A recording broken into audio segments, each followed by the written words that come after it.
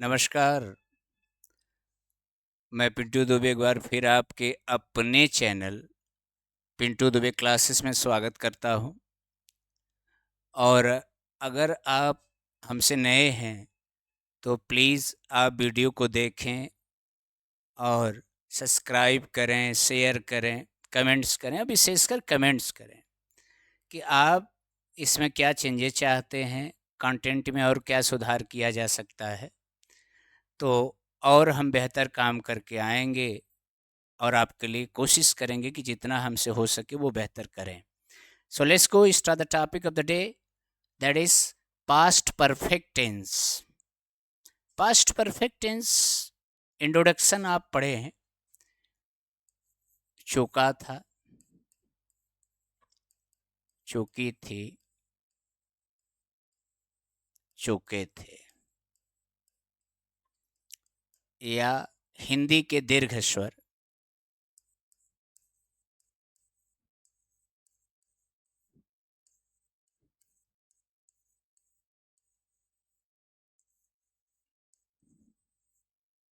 क्रिया में जुड़े हों।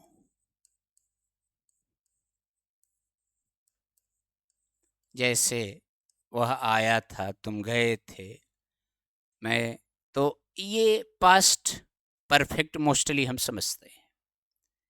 अब इसमें बहुत सारी चीज़ें आप नहीं पढ़ेंगे। पहले जो जनरल टॉपिक है उसको हम पढ़ लें। Rule 1, had is used with all subjects. Second, V3 is used in past. किसी भी परफेक्ट में आप थर्ड फॉर्म ही लगाएंगे, मैंने बताया है, चाहे वो प्रेजेंट का हो, चाहे पास्ट का हो, चाहे जहाँ भी हो। फार्मूला क्या बनाएंगे आप? फार्मूला बन जाएगा subject plus had plus V3 plus object plus other. ठीक, ये हमारा फार्मूला हो गया। अब हम एक ट्रांसलेशन लेते हैं। तुम गीत गा चुके थे। ट्रांसलेशन हो जाएगा, बनाइए रूल पर रख के। यू हैड, सिंग का थर्ड फॉर्म, सिंग सैंग संग, यू हैड संग ए सॉन्ग, यू हैड संग ए सॉन्ग। ठीक, लता आ चुकी थी, तो लता हैड कम। अगर हम इसका निगेटिव पोर्शन लें तो नेगेटिव पोर्शन में जैसे हमने लिया, तुम गीत नहीं गा चुके थे, तो आप बनाएंगे यू हैड नॉट संग a song, you had not संग ए सॉन्ग। ओके। इंट्रोगेटिव में अगर हम लें, क्या मैं लिख चुका था,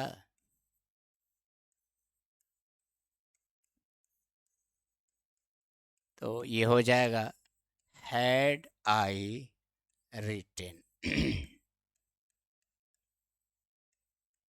हैड आई रिटेन। ओके। मैं कब और क्यों जा चुका था। ट्रांसलेशन आपका क्या होगा? When and why, when and why had I come, come came come. Okay. तो ये जनरल ट्रांसलेशन है पास्ट परफेक्ट टेंस का। अब थोड़ी सी बात यहाँ पर आपको समझनी पड़ेगी। ध्यान दीजिएगा, कॉन्सेप्ट आपके सामने है। इंट्रोडक्शन ये फार्मूला हो गया, और जनरल ट्रांसलेशन हम कैसे बनाते हैं वो आपने देखा। ठीक, अब अगर हम इसमें थोड़ा सा और आगे बढ़ें तो हमको एक चीज़ देखना होगा कि पास्ट परफेक्ट और पास्ट इंडेफिनिट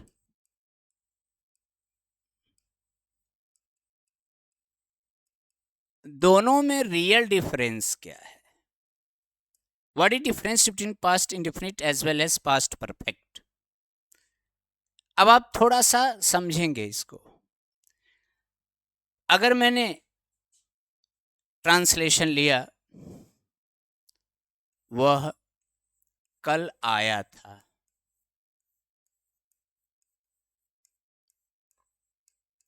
अब अगर हम पहचान के हिसाब से जाएं तो हिंदी का दीर्घ स्वर इसमें जुड़ा है, आ था, इसका मतलब ये पास्ट परफेक्ट में हो जाएगा।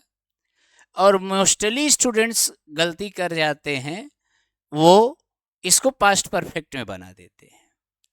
याद रखिएगा, पास्ट इंडेफिनिट में अगर हमें किसी ट्रांसलेशन में पता लगे कि काम अभी अभी ख़त्म हुआ है, तो हमेशा उसका ट्रांसलेशन आप पास्ट इंडेफिनिट में करिए। और अगर बहुत समय पहले कोई कार्य समाप्त हुआ है, तभी उसका ट्रांसलेशन आप पास्ट परफेक्ट में करिए। Are you getting me what I am saying? अगर आपको लगता है कि ये काम अभी अभी समाप्त हुआ है, तो you can translate that one into past indefinite, otherwise that will be translated into past perfect tense. अभी मैं आपको कुछ राइटर्स की कोड भी दिखाऊंगा, वो उन्होंने क्या कहा है। तो इसका आप ट्रांसलेशन ये नहीं कर सकते, ही हैड कम यस्टरडे। ये ट्रांसलेशन अगर आपने किया तो गलत हो जाएगा। आपको करना होगा ही केम यस्टरडे, ही केम यस्टरडे। वह आया था, इसका ट्रांसलेशन ही हैड कम न करें, ही केम करें, ये ज़्यादा सही होगा।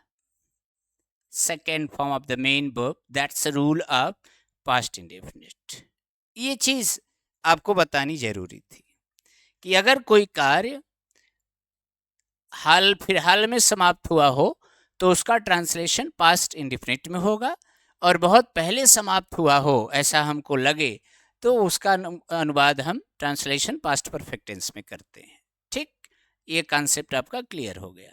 उसके बाद आप आए, आप जानते हैं कि कुछ वाक्य ऐसे होते हैं पास्ट परफेक्ट टेंस में जिनमें दो कार्यों का करना या होना पाया जाता है। यानी देयर आर सब sentences we have where we can find two works, और उसमें वो पास्ट परफेक्ट तो बनते हैं। जैसे मेरे जाने के पहले तुम आ चुके थे, मेरे आने के बाद तुमने गीत गाया। तो कहने का मतलब ये है कि आपको वहां पर ये देखना होगा कि जो कार्य पहले समाप्त हो रहा है उसका अनुवाद आप पास्ट परफेक्ट में करेंगे, और जो बाद में समाप्त हो रहा है उसका अनुवाद आप पास्ट इंडेफिनिट में करेंगे। ठीक, जैसे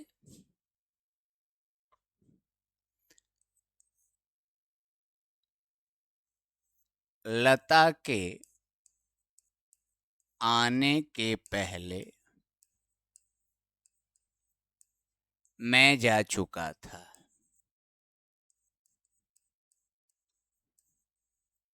अब जरा यहां देखिए, लता के आने के पहले मैं जा चुका था। यहाँ पर दो कार्य हो रहे हैं, एक लता का आना और एक मेरा जाना। समाप्त कौन पहले हो रहा है? ये काम, तब लता आ रही है, तो ट्रांसलेशन जो पहले समाप्त हो रहा है वो कहाँ जाएगा? पास्ट परफेक्ट में। तो आई हैड गॉन, पहले before, I had gone before. अब लता का आना बाद में हो रहा है तो ये पास्ट इंडेफिनिट में जाएगा, बिफोर लता केम, बिफोर लता केम। ठीक, second form of the main verb. ठीक, तुम्हारे आने से पहले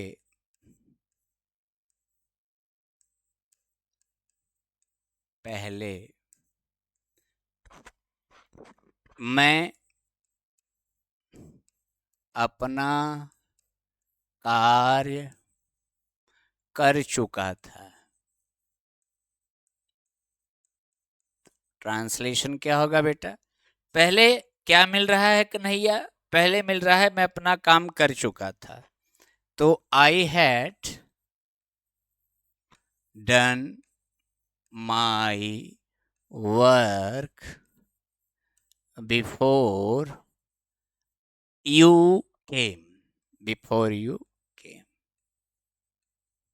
ठीक, अब ये ट्रांसलेशन बन गया, डॉक्टर के आने के पहले मरीज मर चुका था। बहुत सारे ऐसे ट्रांसलेशन हैं, आप सुने भी होंगे, लोग पूछते हैं।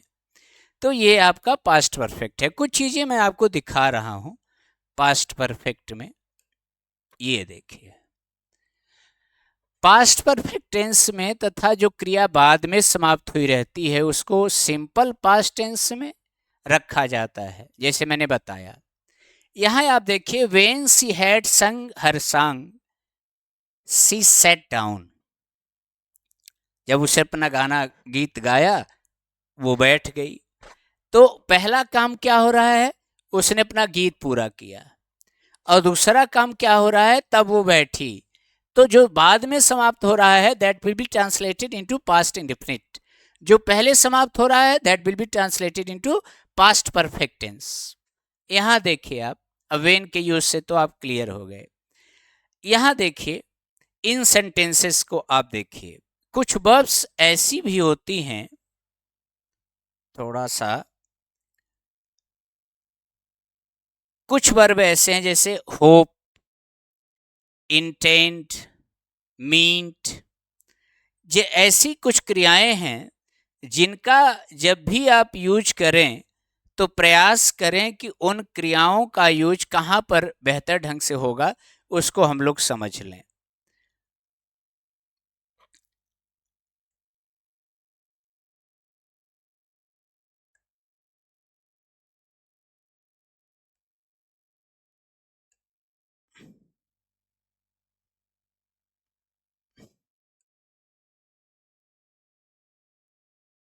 बात समझ में आपको आई कि जरूरी नहीं है कि आप एक रूल जो पकड़ करके बैठे हैं उसी पर आप चलेंगे। आपको नई नई चीजें सीखनी पड़ेंगी।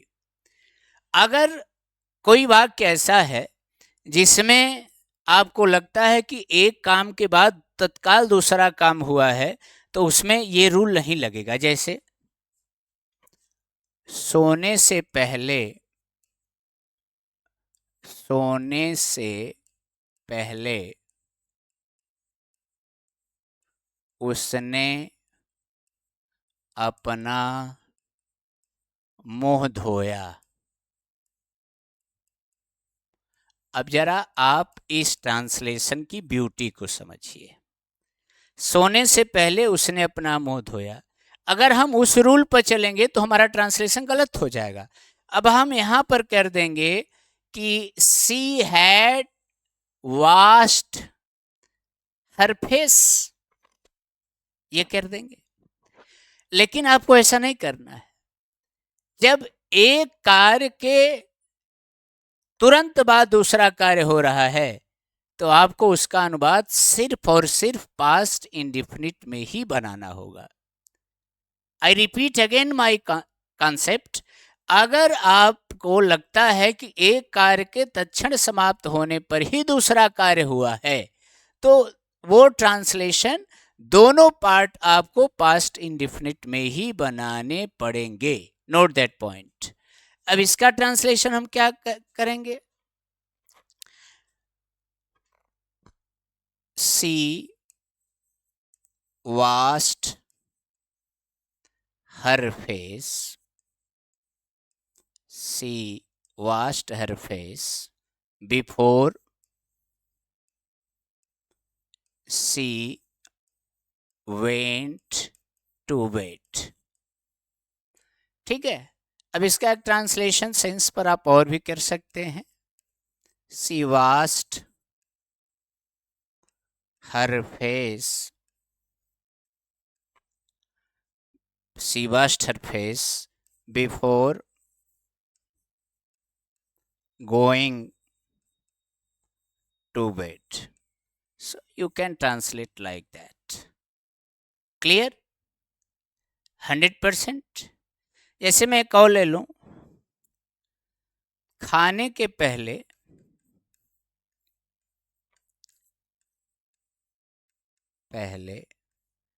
मैंने किताब पढ़ी। अब समझिए आप। अच्छा, एक जनरल सा रूल मैं आपको बता दूं कि ये जो भी घटनाएं होंगी वो बिफोर के साथ होंगी, आफ्टर के साथ नहीं होंगी। तो इससे आप पकड़ लीजिए कि अगर बिफोर रहेगा और एक काम दूसरे के ठीक बाद स्टार्ट हो रहा है तो तुरंत आप समझ लीजिए कि इसका मतलब ये पास्ट इंडेफिनिट बनेगा, दोनों पार्ट। और अगर आफ्टर आ गया तो कोई बात ही नहीं है, तब एक पास्ट परफेक्ट में और एक पास्ट इंडेफिनिट में। तो यहाँ पर हम कह सकते हैं I read a book, I read the book, you can say I read the book before I went to bed। अब दूसरी बात हम क्या कह सकते हैं, I read the book before going to bed।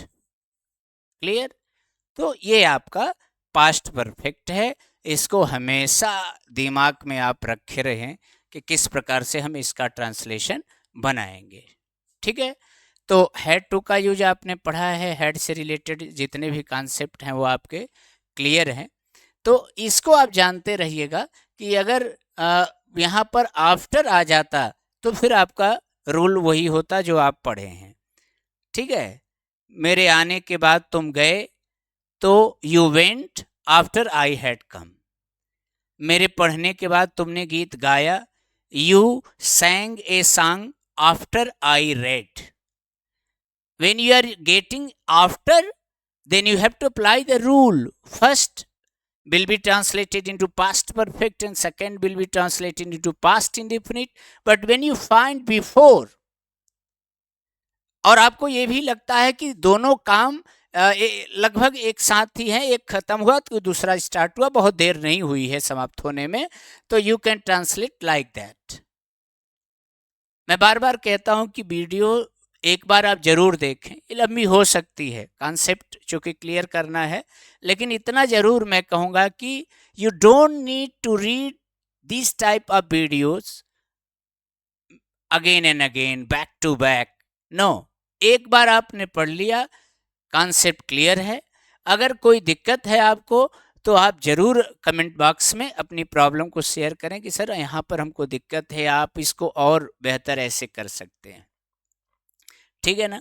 देखिए, अपनी गलती खोजना बड़ा मुश्किल हो जाता है, it's very hard to find out our own mistakes, लेकिन दूसरे की गलती हम आसानी से पकड़ लेते हैं। एक पेंटर था, तो उसने बड़ी मेहनत से एक पेंटिंग बनाई और पेंटिंग बना के उसने चौराहे पर टांग दिया उस पेंटिंग को, और उसने कहा कि जहां भी इसमें मिस्टेक हो आप इसको टिक आउट करें। जब सुबह वो गया और उसने पेंटिंग को देखा तो ऐसा कोई इसमें जगह नहीं थी जहां पर कि कट के निशान न हो कि यहाँ पर मिस्टेक है। वो बहुत दुखी हुआ। He was very upset having seen his painting paper। अब वो आया और बड़ा उदास था, तो उसके दोस्त ने उससे पूछा कि भाई क्या बात है। उसने बड़ा दुखी मन से कहा कि भाई मैं इतनी मेहनत करके पेंटिंग बनाता हूँ और आज ऐसा मैंने पेंटिंग बनाई और मैंने इस पर लिखा कि you can take out when you find where you are going to find out any type of mistake that I has made in this painting. तो हर ऐसी कोई जगह बची नहीं है जहाँ पर इसमें निशान न हो। तो उसने कहा कि अब आप पेंटिंग के नीचे ये लिख दीजिए कि कृपया जहाँ पर गलती है उसको ठीक भी करें। जब उसने ये लिख करके वहाँ पर दिया तो सुबह उसने देखा कोई भी निशान नहीं थे। तो मेरे कहने का मतलब कि मैं अपनी मिस्टेक नहीं खोज पा रहा हूँ और न खोज पाऊंगा। आप मेरे टीचर हैं, क्योंकि आप आगे मुझे ले जा सकते हैं, आपके सहारे ही मैं चल सकता हूँ। मंजिलें अपनी जगह है, रास्ते अपनी जगह है। मंजिलें अपनी जगह है, रास्ते अपनी जगह है। जब कदम ही साथ न दे तो मुसाफिर क्या करे। तो आप ही ले जा सकते हैं। तो आप बताइए कि कॉन्सेप्ट में कहाँ कहाँ दिक्कत है, कहाँ पर और अच्छा काम किया जा सकता है, कंटेंट को और कैसे हम बेहतर प्रोवाइड कर सकते हैं। तो इस वीडियो में इतना ही। बहुत बहुत धन्यवाद। Thank you very much.